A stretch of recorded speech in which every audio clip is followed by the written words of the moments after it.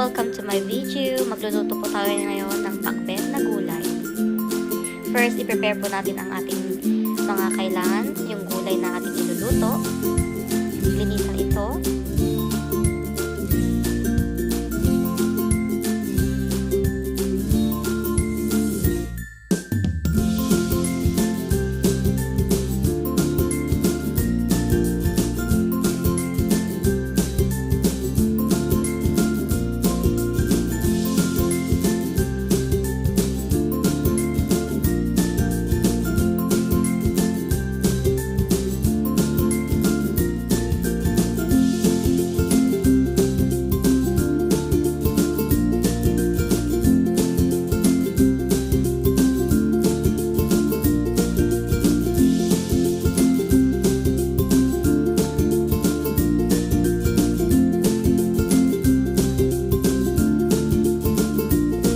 Po ang ating mga ingredients. And after that, maghanda po tayo ng kawali, painitin at lagyan po natin ng mantika.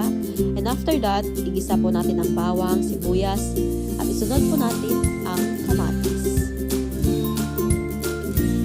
Ito po ay halu-haluin ng mabuti para ito ay maluto.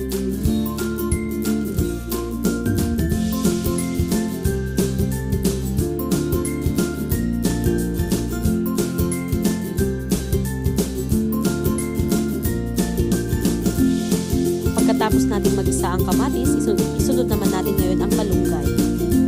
Ito ay halu-haluin